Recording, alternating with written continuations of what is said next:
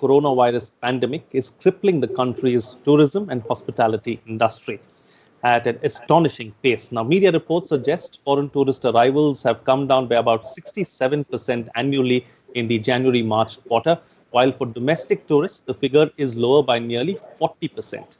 The travel and tourism sector alone accounted for about 9.2% of India's GDP in 2018 and generated 26.7 million jobs in that year. On this edition of The Big Picture, we will analyze the impact of the coronavirus pandemic on the tourism and hospitality industry. Joining me on the program today are Meenakshi Sharma, Director General, Ministry of Tourism, Government of India, A.K. Bhattacharya, Editorial Director of the Business Standard, and Puneet Chatwal, CEO and MD, Taj Group. Thank you to all my guests for joining me on this edition of The Big Picture. So, Ms. Sharma, I'd like to begin the program with you. Let's first try and analyze and try and understand what is the present state of the tourism and hospitality industry and how has COVID-19 impacted it?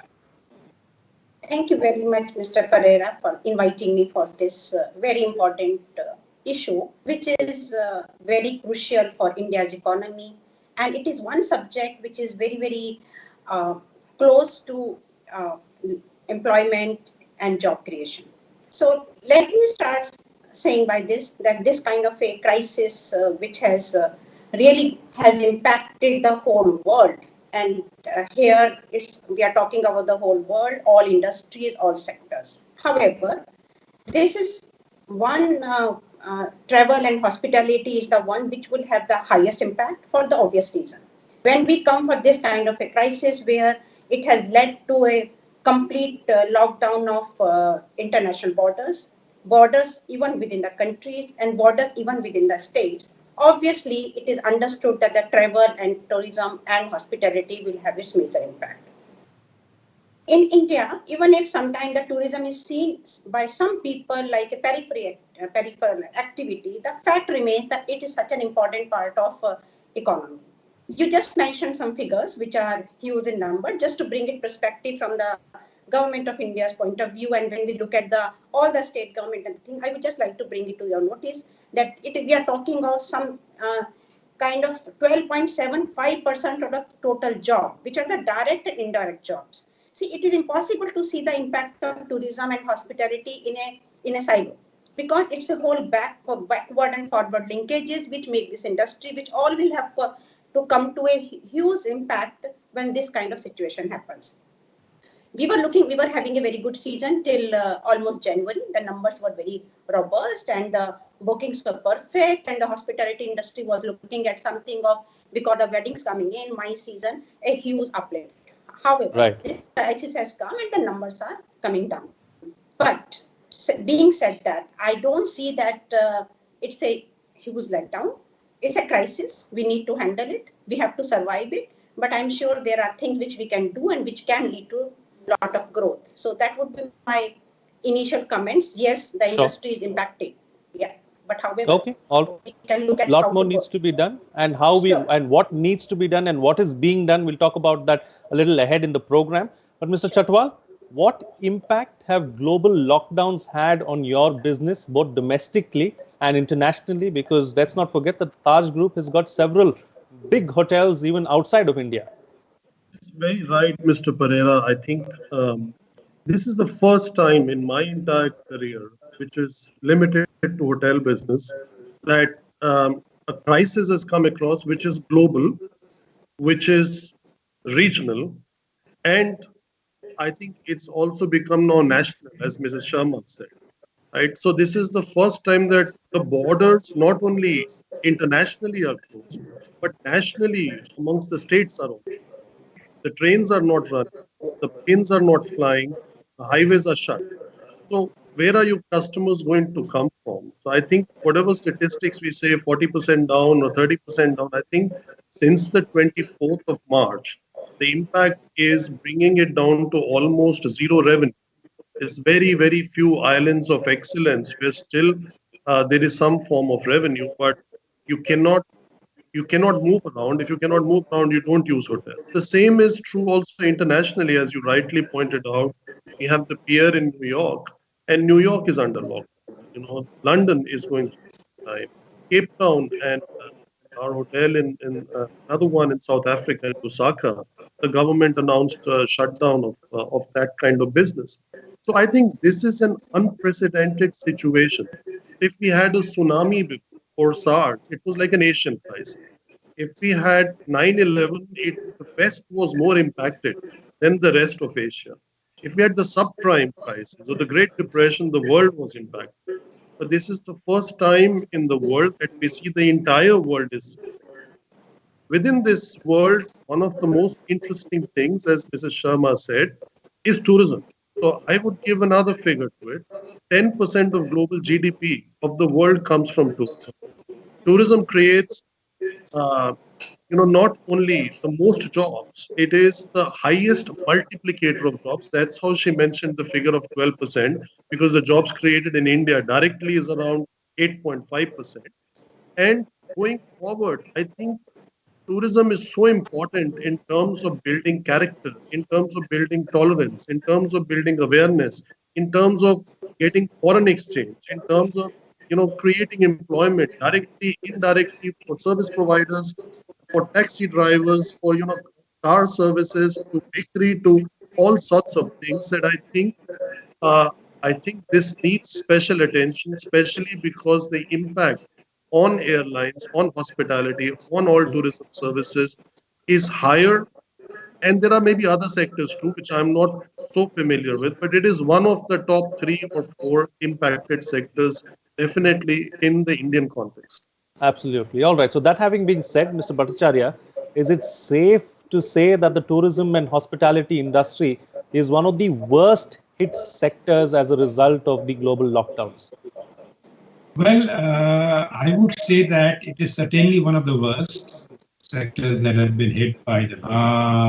I would say that if you include the transportation sector, you would have got that these 3 sectors, tourism, hospitality, and transportation. These are the 3 sectors which have actually come to a kind of a near standstill. So there can be little debate on this point that transportation, hotels, which is hospitality, and tourism, they have been hit the most in this pandemic. Now, the issue is that how long will this continue? Because as both Mrs. Sharma and Mr. Chatwal pointed out, that the overall impact on jobs, which will have a macroeconomic impact on demand, and also future investments in this sector, probably they all will combine into being very bad news for the whole economy.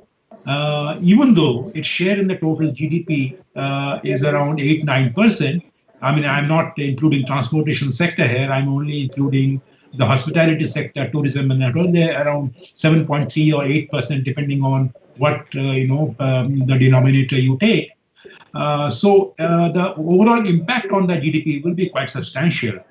But I think the biggest impact would be on the jobs, because if you say that around 27 million people or 28 million people by some estimate are actually are dependent on this sector. So if you see job losses or maybe salary cuts, its impact will be even more. And therefore, we need to take these sectors and the concerns very seriously. Having said that, I will just say that there is a silver lining of sorts. The silver lining is this, that particularly the hospitality sector can probably see itself playing a major national role in today's crisis, where you need a large number of additionality in hospital beds, which will be probably both nationally and internationally would be in short supply. So as we have already seen that the Delhi government has already requisitioned some hotels as probably a stopgap arrangement for providing as an alternative hospital beds I think empty hospital empty hotel rooms probably will can become very useful while we battle the COVID-19 impact on Right. people. Sure. So that's something that we need to keep in mind. I know it is harsh for the hospitality sector, but I think in times of national crisis like this, if you can utilize empty hotel rooms to offer hospital beds, to work as hospital beds, it is not a bad idea.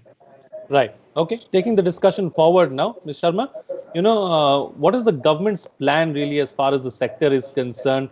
What needs to be done in the short term and also with a futuristic perspective? So before I go there, I just wanted to make 2 points which has come out of this discussion.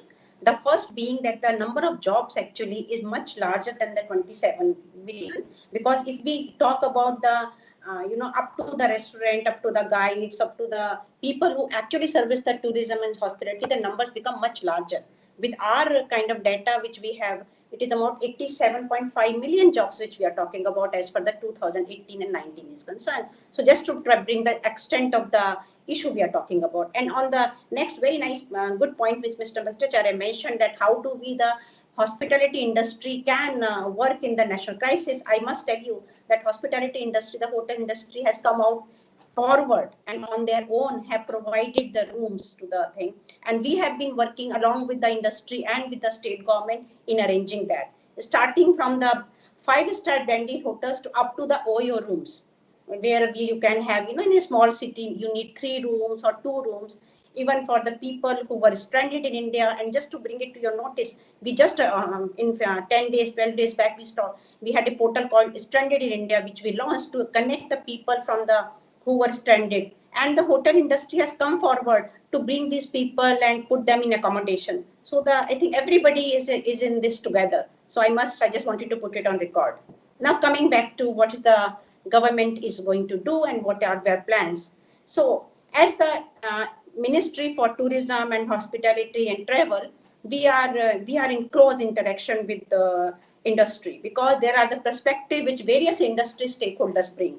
They go from the initial problem is about survival. It is about the unorganized workforce, the liquidity crunch, the payment of salaries, because revenue, as mentioned, we can consider it as zero, because in the, like up to March maybe something, but we are not looking at really consistent flow of that. And that goes for the hotels, it goes for the restaurants. And restaurants, 5 lakh restaurants we are talking about, maybe a little more. We have the tour operators, we have the airlines. So this sector is a crisscross section. So we are with them, and we have taken all their requests in place. We have a huge discussion. Ministry of Finance is very much in line with that, and some measures, as you already know, are already in place, where about the moratorium on the term loans, liquidity being given, certain statutory issues which are the deadlines have been crossed. However, and some unorganized workforce action has come in when we talk about the EPF and ESI and these benefits being given. However, there is still a lot to do. There is a long list which the industry has come forward, which includes that how to give them the weighted exemption for the MICE, because MICE is one section which hotels can look forward in a faster manner. This is the some conferences and big meetings, they can be brought in. Domestic meetings can happen within India, because with the global lockdown, this is the situation we are looking at. So we are looking at the whole thing of how to give the fixed term loans better, provide liquidity, support the unorganized workforce, and maybe statutory things. So the whole idea is how to keep the jobs, how to keep the organization not shut up, because the problem is that once the enterprises they kind of lose the steam, it creates problems. Revival is not that easy. The idea is to keep going on so that growth can come. So that is what my message. So a couple of points that I want to take forward with you, Mr. Chatwal. Number one, of course, what has the Taj Group been doing? Because been reading in the newspapers that the Taj Group has been doing a lot, sending out food to the essential workforce and opening up their doors really to try and give them some space to rest as well. That was something that we were discussing earlier on this program as well. So throw some light on that. And secondly, talking about a revival plan, how long do you think it's going to take for the industry to recover from the present situation, and what factors will actually determine the path to recovery? So I think you're right. As a part of Tata Group philosophy, our founder always said that the community is not just another stakeholder, rather the purpose of the existence of any business. So I think at any time of national crisis, as Mr. Bhattacharya also pointed out, I think we have all stood up and done what we could have done. So um, it all started on around 20th of March, where we decided with the collaboration of the name of Chef Sanjeev Kapoor to give food packets, packed nicely for all the doctors and medical staff it started with 3 hospitals in Mumbai, then it became 6, then it went to Victoria Hospital in Bangalore, then recently we have added 6, 7 hospitals, starting with Lady Harding to others, even in the city of Delhi. So we supply almost 10,000 meals and a high quality for all the medical stuff. At the same time, we had a request from the BMC to supply meals for migrant workers, which we started with 20,000 meals, and now we have got the request to increase it to 50,000 meals a day. So we are gearing up for that. I think we've reached 30,000 already. Over and above that, different others, group companies like Tata Power and others, we're also supplying food also in Delhi to some other NGOs, because we could not do everything ourselves. As in a lockdown, is not easy to restart, reopen the kitchen, have the people who might be, your staff might be in a place which has been, created as a containment zone. So the mobility is not easy. So we try to collaborate with all. At the same time, we opened our doors to medical staff, so they're not traveling a few hours to get back home and come back. So our hotel president in Mumbai, Taj Lands End, initially even Taj Mahal Palace Tower, then Taj Santa Cruz, Ginger in Andheri Teligali, now Ginger in Mahakali. Almost 5 in Mumbai and 2 outside are hosting staff. 7 more are helping in the quarantine facilities. So I think that we keep doing and we'll keep adding. I think what is not practical, because we are doing this, I will tell you there are a few pitfalls. Number one, a hotel cannot function as a hospital. Is an emergency thing, okay. You cannot get a hospital bed inside a hotel door.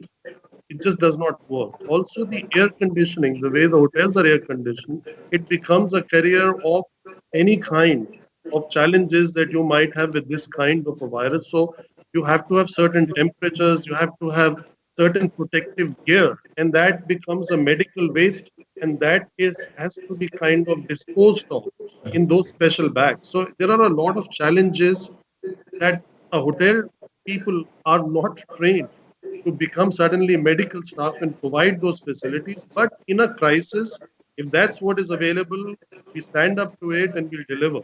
But there is also another challenge. Your staff gets exposed to people who have tested positive. And how do you explain it to the staff? How do you explain it to their families? How do you explain it to some younger people whose parents are worried? So I think there are lots of challenges around such a situation. But so far, we have managed to deal with it and we move forward. So I think that's what we have been doing, and we are very happy to contribute till the end of this lockdown in whatever way we can. And we had formed after 26/11 something called Taj Public Service Welfare Trust. We raise monies in this trust, and this trust helps to, serve the community and do its service. When Right. it comes to getting out of this, I think we need a lot of. We need some kind of uh, inducement, I would call it, in terms of what the government can do now. The second is what Mrs. Sharma said in terms of, as an example, I'll try to build on our example of mice. If we could incentivize companies to put 1 or 2% of their revenue to hold their conference and events within India, and that becomes like a tax deductible expense, then it will create not only revenue ongoing in the next 12 months within the country, but it will create further tax revenue for the government too. So I think creatively we need to come up with systems which does not cost anyone money but helps to induce demand going forward in the short term, in the 12, 18, 20 months, so that people start coming back to the properties. And last not least, I think some kind of basics have to be taken care of. I think if you're not using certain facilities, because you're not allowed to as per the government directive, then you should not be charged for it. Already Right. that would be a big relief. Whether it's an excise or it's a property tax or it's a license or a lease, because your hotels have been shut down. Sure. And in many cases, they've been shut down because it's been a government directive, whether a state government or a central thing. In different states, different measures have been taken. So Right. I think we need a kind of a policy on all three fronts. How to support the sector in the short term, whether it's loan moratorium or longer term, it should not be a deferment. It should be a different kind of a formula. So we are not pushing the problem away by 3 or 6 months, because 6 months later there'll not be 100% occupancy. So Hmm. just kind of pushing the problem. So that's one. Second is how to incentivize tourism, domestic mice, because initially the tourism will have to be built on domestic travel till the international travel opens up and people feel confident about traveling across national frontiers. And last not least, I think it's very important, as I said before, not to charge for something which we are not using. But in order to secure employment, we will have to come up with some form of kind of subsidy, that if you keep people employed. I think UK has done that. uh, Hmm. I know we cannot do everything like UK has done or Germany has done or US. That's a different discussion, but it's a nice model to see what we can do and learn from in terms of maintaining employment, and that people uh, don't so many people don't get unemployed, because the ripple effect, actually I'm surprised the number is only 87 million. In my opinion, internationally, every job in the hospitality sector creates 6 to 8 jobs in other sectors. So Right. normally the 27 million should be multiplied by 6, but because we are an emerging economy, today it is at 4, but tomorrow definitely it will be 5 jobs for every job created. Okay. All right. So, Mr. Bhattacharya, how does the industry cope with the present situation? What's the way out really for the industry? Is lowering tariffs going forward an option really? Is that something that the hospitality industry needs to consider? Maybe. Well, it's a difficult question to answer.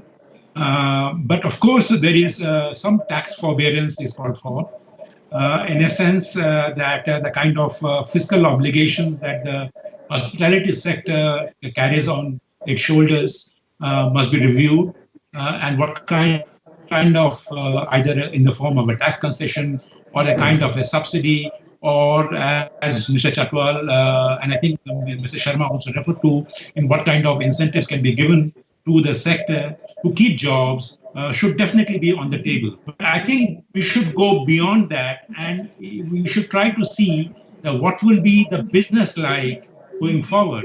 The way I see it is that even after a medical solution is found for COVID-19, my assessment is that the hospitality sector is one area, and I include the transportation sector in this.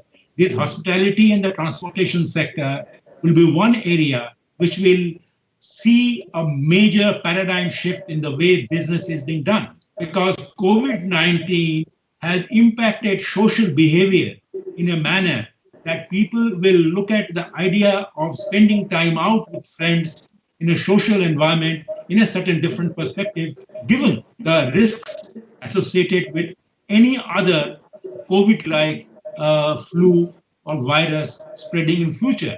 So I think the industry must also, apart from relying on the government interventions in terms of tax incentives, etc., must also look inside and see what kind of business re-engineering is required, so that the kind of impact COVID-19 has already had on people's social behavior, my sense is people would not like to socialize as much, at least in the next 6 to 8 months or 1 year even, as much as they would have done in the past.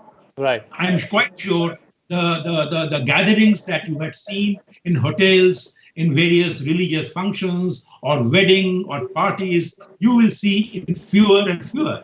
So therefore, the hospitality sector must recognize this likely shift and change in social behavior and re-engineer their business models in a manner that people feel more safe in dealing and getting into their businesses.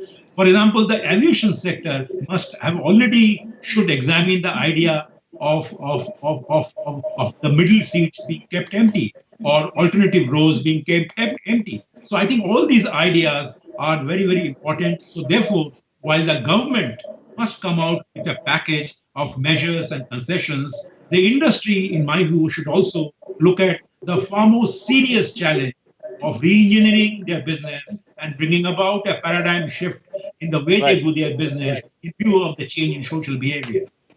Okay. All right. Time now to get closing comments on my program. I've got about 2 minutes left, so I'm going to ask you to be brief. What's the best way forward, Mrs. Sharma? So, very interestingly, what Mr. Bhattacharya said, I wanted to say that business is going to change, hospitality is going to change, tourism is going to change completely. And I must say there is a lot of people already doing the rethinking. They are think that whether the tourism of lighter carbon print, distance tourism, adventure tourism, will they be the tourism of future, and how will the hospitality handle it?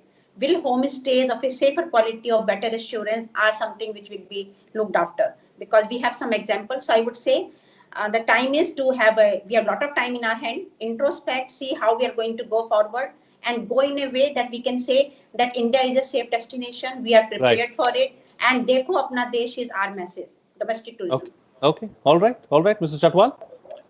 Well, I would just summarize and say change is the only constant in our lives, and the brands which are serious, which have some kind of legacy, have the ability to embrace change, adapt to change, and inculcate whatever new learnings they have and execute that seamlessly in future.